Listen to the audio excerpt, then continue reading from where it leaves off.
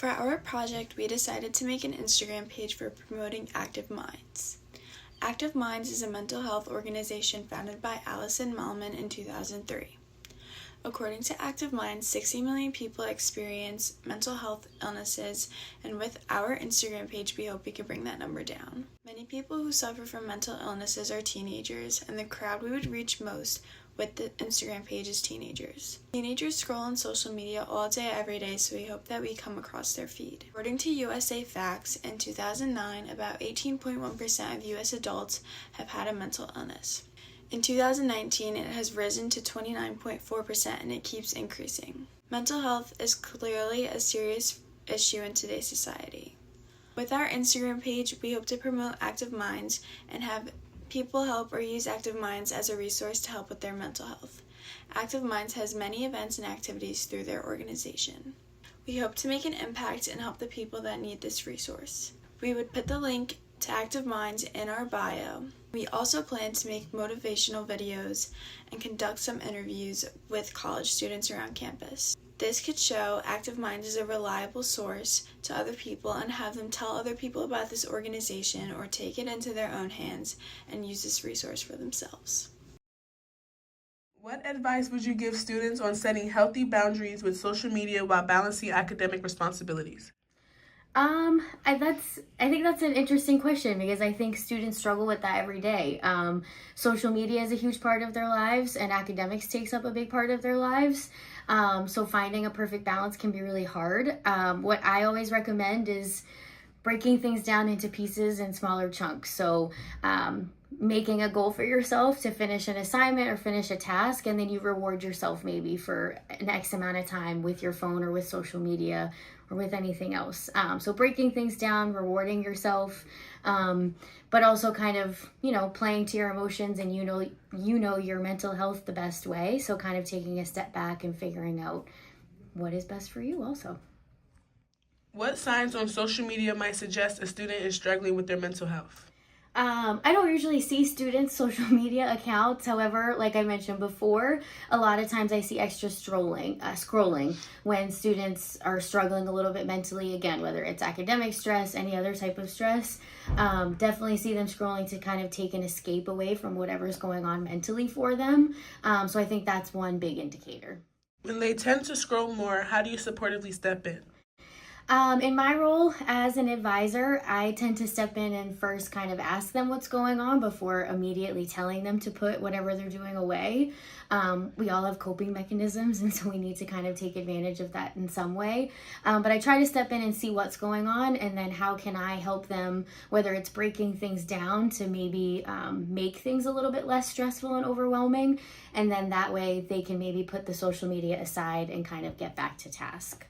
From your perspective, how do academic pressures impact student mental health? I think academic pressures impact a lot of students, sometimes positively, sometimes negatively. Students, especially in today's day and age, I think have a lot of added pressure, and school is definitely part of that. So whether it's busy schedules, whether you're athletes, having a job at the same time as school, I think academics just is another thing on students' plates. So a lot of times that can cause stress, fear of failure, fear of doing poorly. That's what I see a lot in my role. So I think just students striving to do as best as they can, and not doing poorly is something that causes a lot of anxiety surrounding academics. Majors also require students to do and succeed at a certain level, which again adds that pressure. So trying to alleviate that in any way that I can in my role is something that I strive to do. How would you say that is often reflected in their social media use or online presence?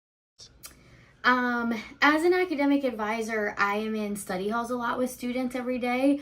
So what I tend to see is when a student gets stressed out because they can't figure out an assignment, or they feel overwhelmed because they have a lot of assignments, they tend to go to social media, usually scrolling. I see a lot of students scrolling on social media to kind of escape that academic stress and pressure. So I think that's a lot of times what students will do with social media. I think there's maybe a lack of posting when students are stressed, but I think they revert to it almost as an escape. In what ways do you think social media affects students' mental health on campus, both positively and negatively? I think that social media can be a positive thing in moderation. I think that it can be used to get information across to a large variety of people. However, I think the overconsumption of it and the controversial side of it can negatively impact the way that people think about things. When you're feeling stressed or anxious, especially about academics, how do you usually cope? Do you or your peers turn to social media for support, distraction, or advice? Usually when I'm feeling anxious or overwhelmed about schoolwork, I tend to take time to myself and allow myself to have some free time, and that does usually involve going on social media like TikTok or Instagram just to decompress. Have you ever used your college's mental health resources, and did social media play a role in helping you discover or decide to use these services? I actually have used our school's resources. I went onto the school's website and I found the link to therapy sessions, and then they ended up sending me to an outreach program that they collaborate with to get long-term therapy, and it has been really helpful and it was pretty easy. Do you feel your college provides enough mental health support for students, and has social media influenced your awareness or perception of these resources? I do think that my college has allowed, hold on. You're good. I do feel like that URI has provided enough support for us as students. I think overall on social media, they could do a little bit more of reaching their target audience, which is the students, but overall they do support us a lot. How would you describe your overall mental health experience during college so far, and how has social media impacted it? I would say that overall my mental health experience has been pretty decent, but definitely a little bit overwhelming. I think that social media has impacted it in ways that have allowed me to get distracted from my classes, but it also has allowed me to be able to relate to other people. Hello, what's your name? Alyssa. What year are you? I'm a freshman. Nice. What's your major? I'm a kinesiology major. Okay, cool. We're interviewing people today and asking about how mental health marketing reaches you in this building and outside. Like, does URI help you with their social media pages and their... Yeah. I go to a lot of the RA events. My RA is always knocking on my door. I found it's a good way to meet people, and my RA as well. I was crying one night because I was upset, and she hung out with me for an hour, made me feel so much better, and I couldn't ask for a better RA. Would you be likely to look at social media or a TikTok page to find resources for your mental health? Honestly, yeah. I think it's very good to keep your mental health strong and updated, and to be aware of it as well. So if I ever found that I was starting to have an issue, I would definitely reach out to people here.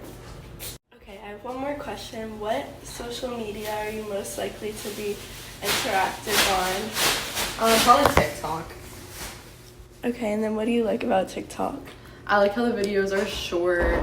I have not a great attention span, so usually keeps me pretty entertained. Our Instagram page, we are Active Minds URI, and our username is easy to find, catchy, and to the point. Our profile picture is of the URI RAM and Active Minds with the brain, so clean, modern design, and we incorporated the URI mascot to personalize it to our chapter. Our bio is concise, informative, and interactive with emojis. We have Active Minds URI, mental health awareness for all, and calling all RAMs support today. So to get everybody involved and make it specific to our school, our group of people, and kind of announce what we're doing, it's a mental health awareness campaign. We have the Active Minds About link, which goes straight to the Active Minds website. And then contact information, which is clear and available on the page through email and direct messaging. For posts, we have well-being events, catchy mental health slogans, weekly meeting informations, and just informational posts about mental health. You can see we have the ask, acknowledge, support, keep in touch, slogans like this, clean design. We have these interactive events with therapy dogs, booths, food, and another nice design to get people involved and interested in taking care of themselves. And then another example, we used the show The Summer I Turned Pretty, created a slogan, The Summer I Learned to Love Myself, because that show was very popular amongst younger adults this summer. So this is our Instagram page. Thank you.